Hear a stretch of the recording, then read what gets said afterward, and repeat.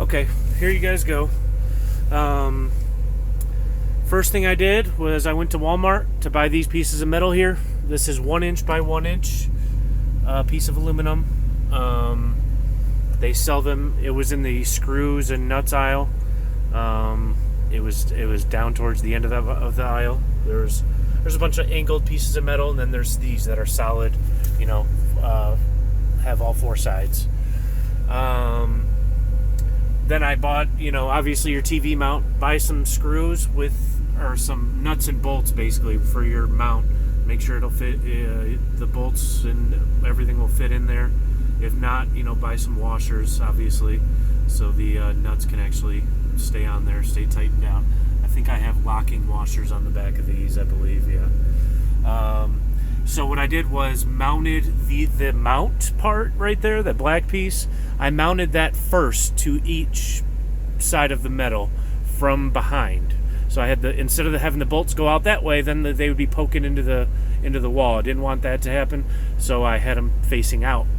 Obviously, you don't want super long bolts because then they'll be sticking out past, and your TV might hit up against it, which it shouldn't if you buy an extending mount of any kind. So you should be fine there. Next thing I did was after that was mounted on, obviously came down here. I unscrewed the. Let me show you on the other side. I unscrewed one of these, or a couple of these on each side, at the top and at the bottom. Those come off with just a simple. Oh, they can't even really see it. I think it's a fucking star tip.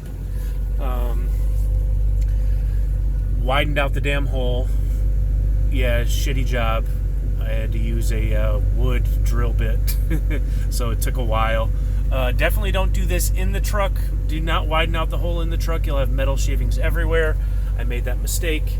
Even after vacuuming, I'm still stepping on this shit fucking 2 weeks later. But since this is a thin piece of metal here, thin piece of aluminum, as you could tell in the hole there, pretty thin piece of aluminum, you don't need longer screws to go in there. If you widen this out enough to where they could fit back in there, mount it to the wall, very, very, very secure. I'm a big guy. I'm yanking on this thing right now. All it's doing is shaking my truck, and the thing's not even flexing. And then you're good to go. Mount your bracket onto the back of your TV and hook it right on. As you see, this part right here hooks up on the top. And I got a nice bracket from Costco that moves all around and tilts and all that kind of shit. So, yeah, that's pretty much it. Very simple. Very simple. Last time I used 2x4s, pretty much did the same thing.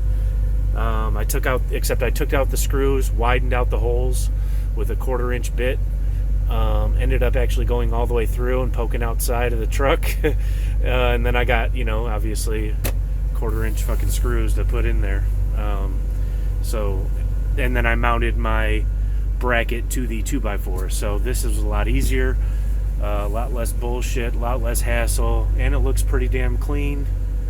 I'm loving it. This is a new Freightliner. All you can fit between the cabinet there, you got 37 inches, I think. So a 40-inch TV is about all you're getting. It's real tight fit here. So again, here's another view of everything. Did the same thing on each side. As you see, I did one at the top and then one at the bottom. That's all I needed for this. One at the top, one at the bottom.